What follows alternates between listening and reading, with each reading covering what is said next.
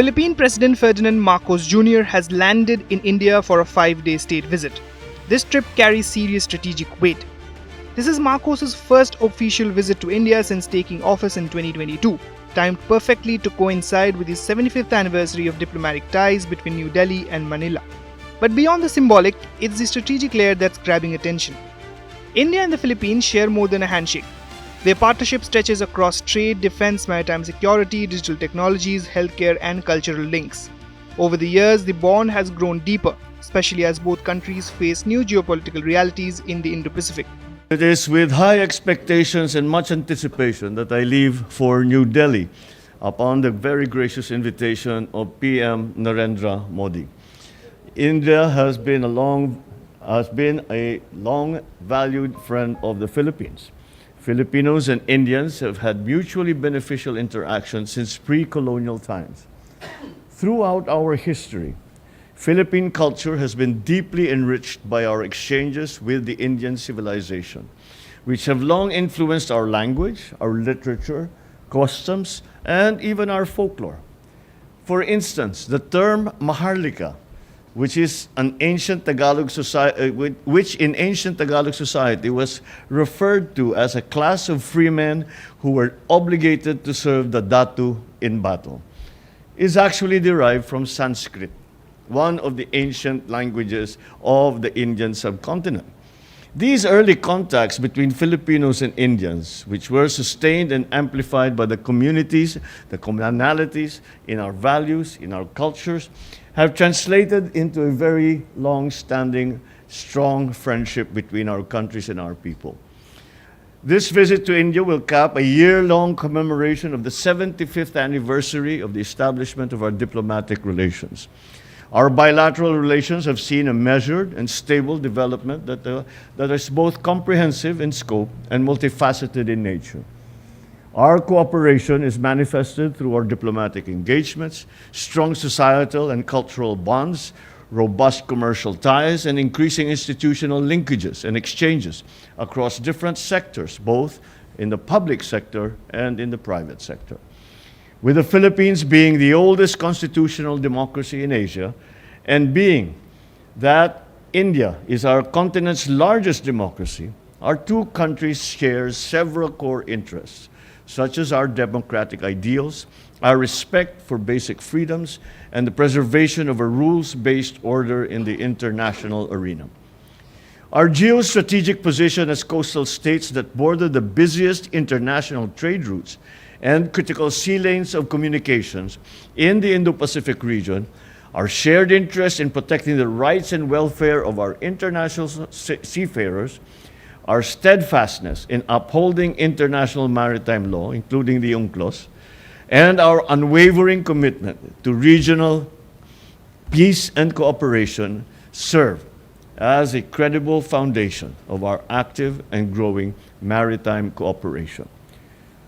Now here's where it gets interesting. Tensions in the South China Sea have placed the Philippines in the eye of the storm, and India is stepping up as a key defense and diplomatic ally. In 2022, the Philippines signed a $375 million deal with India for the BrahMos missile system, with deliveries already underway. Just days before Marcos' visit, the two countries kicked off joint naval drills in the South China Sea, directly countering China's growing aggression in the region. India has made it clear it backs Manila's sovereignty and calls for strict adherence to international maritime law, especially the UNCLOS ruling, which China continues to ignore. I traveled to India knowing that our commonalities will lead us to a deeper, broader, more meaningful bilateral cooperation, both in the immediate future and up to our longer-term horizons, that will ultimately serve the peace, the stability, and prosperity for our two nations and the wider Indo-Pacific region. There is much potential for cooperation with India that will mutually benefit our peoples. We intend to explore these by charting a plan of cooperation across a broad spectrum of shared interests, from defense to trade, investment, health, pharmaceuticals, connectivity, agriculture, tourism, and many other areas. In the lead up to this visit, we have already announced our grant of visa-free privileges for Indian travelers, which we expect will boost our tourism-related industries and further bring mutual understanding and mutual benefits. I have with me several cabinet secretaries who will make certain that the vision of a close strategic relationship with India will turn into a reality as soon as possible, as we make our commitments at the highest levels of government and of business.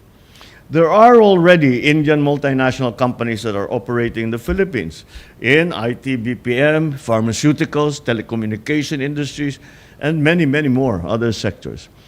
I will personally lead a business delegation to New Delhi and Bengaluru to meet with the captains of their industries, especially in the IT sector, to explore potential investment opportunities for both sides. I want this visit to bring concrete benefits to the people, such as more affordable medicine and greater connectivity and food security. It is incumbent upon us, now more than ever, to maximize the opportunities in trade and investment with the world's fourth largest economy. I look forward to a productive visit and much closer Philippines-India relations. This show of support hasn't gone unnoticed in Beijing.